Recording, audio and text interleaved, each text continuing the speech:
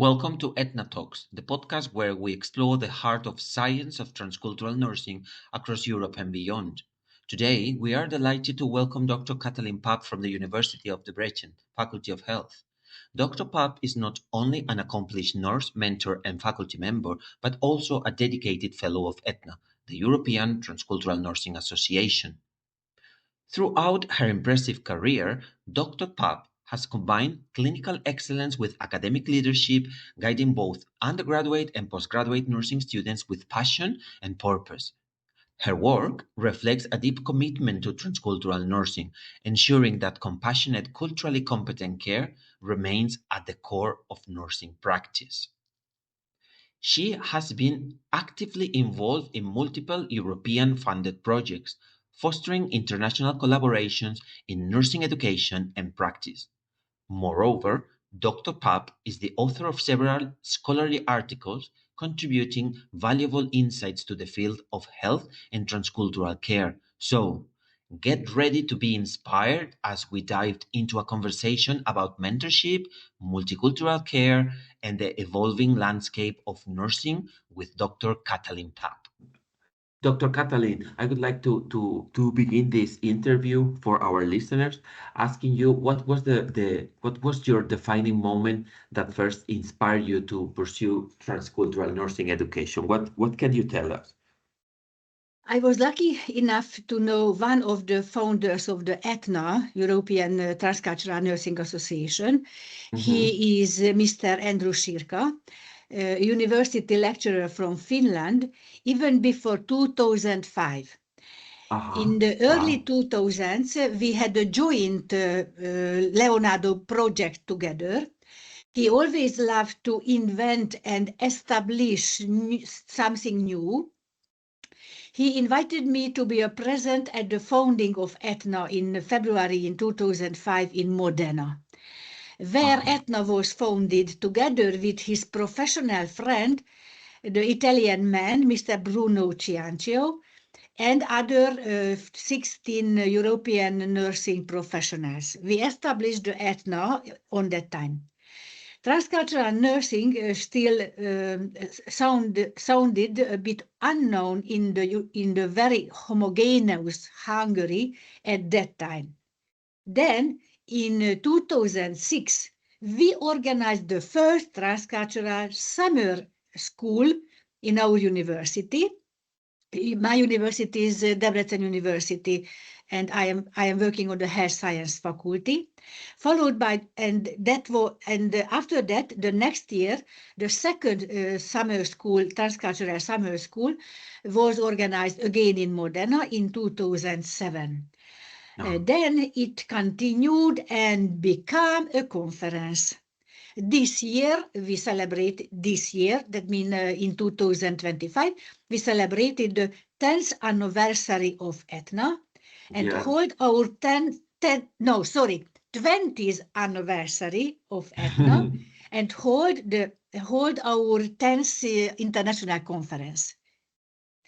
Since 2005, teaching about the characteristic of different cultures has become a part of my life, especially the special aspect of health, illness, and caring for patients living in different cultures.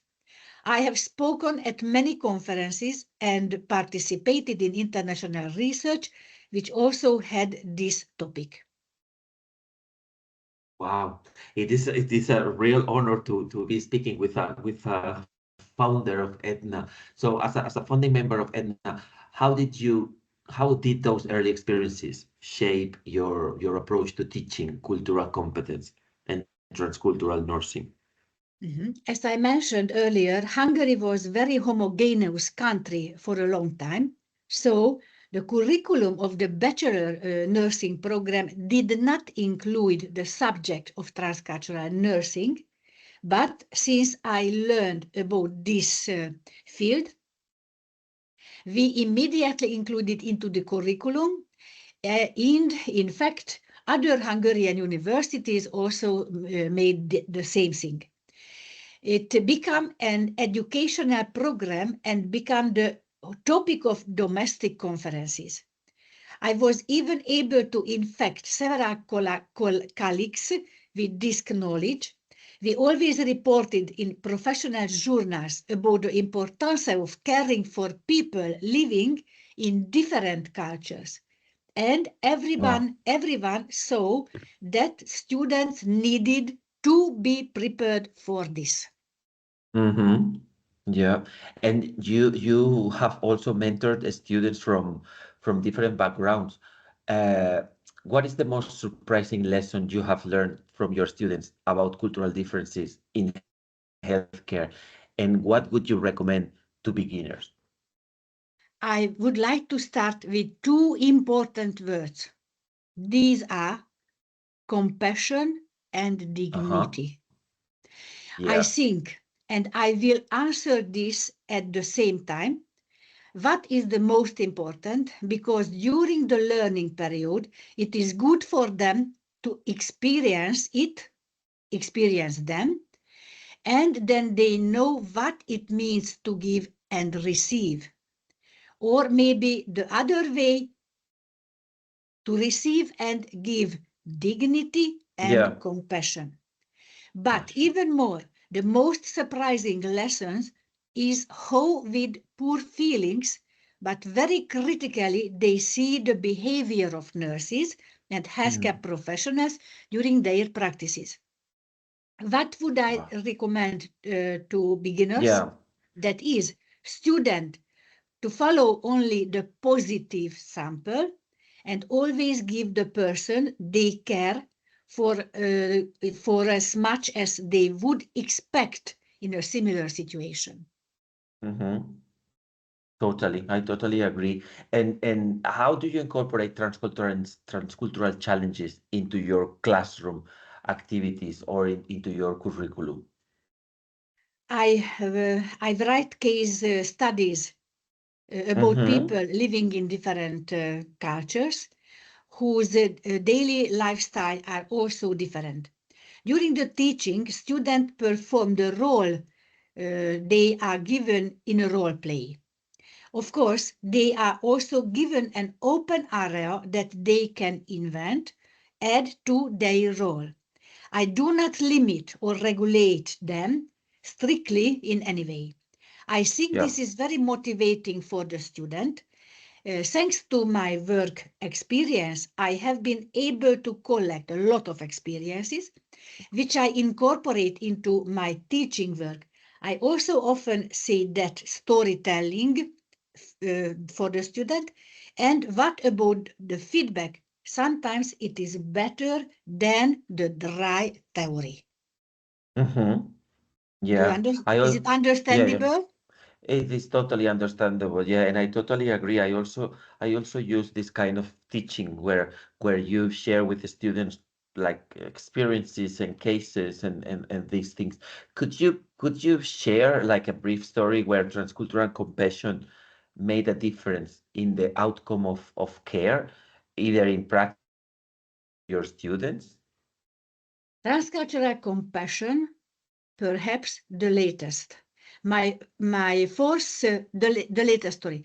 My fourth year nursing student who came to us from an African country Mm-hmm. shared her practical experience with great astonishment with the student. They have a very strong family. In African country, they have very strong family connection, much more stronger maybe than in the European countries.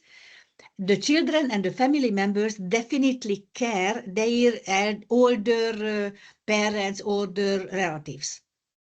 My student, she was in a home care internship practice, and it affected her with the power of novelty.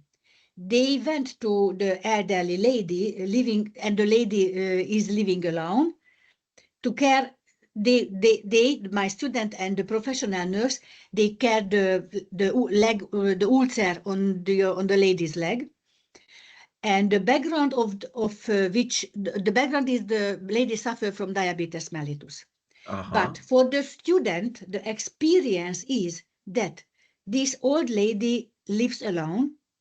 Her husband has died. and her children are far away. The student's recurring question, what if the lady gets sick? Who will care, who will notice that situation? Or if necessary, who will care her when she will need that. In the student countries, in African countries, nursing homes are almost unknown institutes. That means different cultural background and expectation. Yeah. Wow. It's like a real meaningful example. And Katalin, in your experience, what is the key to fostering cultural sensitivity and compassion you mentioned amongst nursing students, especially when they're facing difficulties or unfamiliar situations? What would you say? The key, well, that is good question. But since I do not have the philosopher's stone, I can only answer based on experience. Yeah.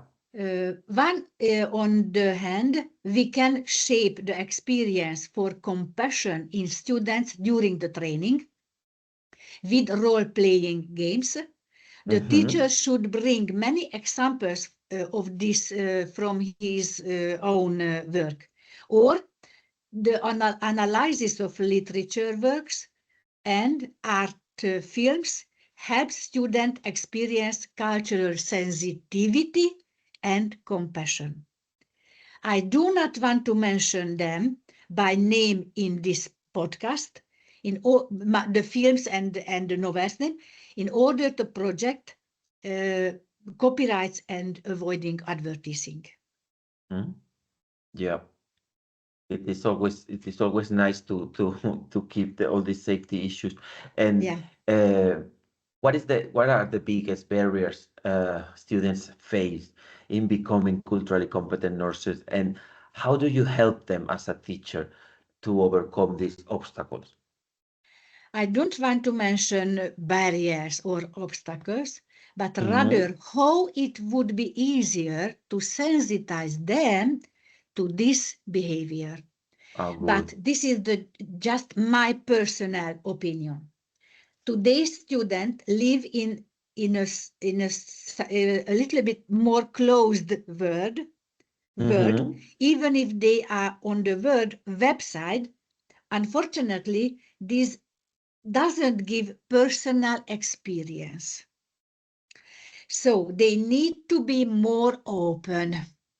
They should would use the elements of the verbal and non-verbal communication if they want to be good, empathic, and compassionate nurses, but in the way that they are able to avoid burnout during their work.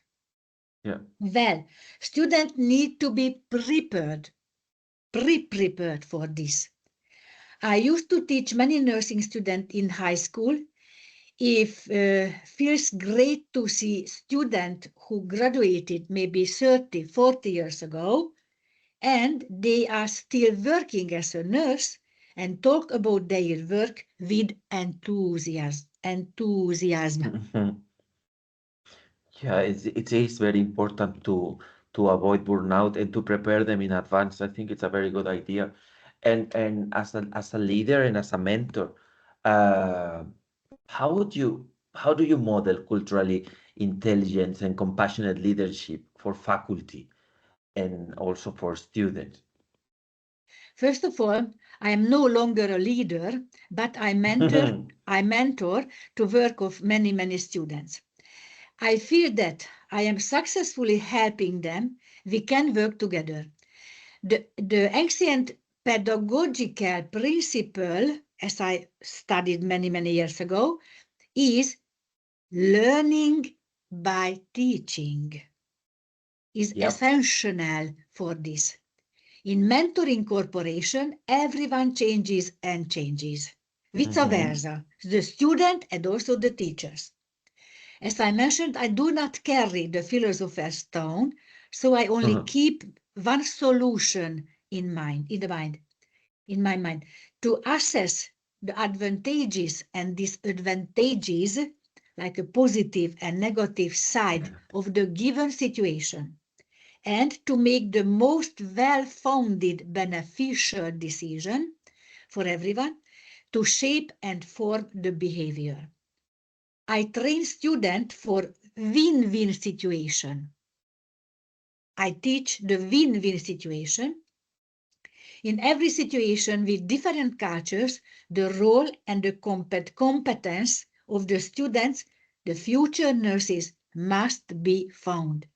We train them for this with my colleagues during the teaching of every subject. Uh-huh. Wow. Well, I have to disagree with you because you said you're not a leader anymore, but I think you at least you are a leader for me because I'm always in when you are proposing or suggesting something. It's like I always jump to your idea. So for me, Kathleen, you are a leader. Thank you. Uh, Thank you. Because we you know are. each other a long time ago. Yeah, that's why maybe. But anyway, you have the energy and the power to convince people and to engage great discussions and overall learning from you and also you learn from the others, which is always nice. Thank you. And I would stay, I don't know, days talking to you, but unfortunately we don't have more time and I would like to finish our conversation asking you if you maybe if you could share with our listeners a final message related to the benefits and the challenges of practicing transcultural care and cultural competence in nursing or in general in health science. Mhm. Sure. Yes, I am doing. Although it is Hmm. not but it's not simple. No, no, at all. It has many components. In my answer, I would summarize, combine the advantages and challenges. The nurse should be very sensitive, able to recognize the characteristic of the situation. Uh-huh. This requires a lot of learning, practice, and active participation. One's own experience must also be used for the development. And to quote a poet, let them feel from a handshake about you that you want good and you are for good too. Mm-hmm. If we can build this in our nursing student during the education and during the practice of transcultural nursing knowledge, then we can say this. This is our job, which is not a small one. Thank you for this opportunity Okay, lovely. and Thank you, welcome all Kathleen, for visitors to Etna Podcast. exactly. Thank you for your inspirational thoughts and your meaningful conversation. And I was going to say the same. I would invite all the listeners of the Edna podcast to share the podcast and also to become a member of Edna, which is free, and they can find all the information in the website. So thank you, Dr. Katalin Pab, and it's been a lovely time talking to you. Thank you very much.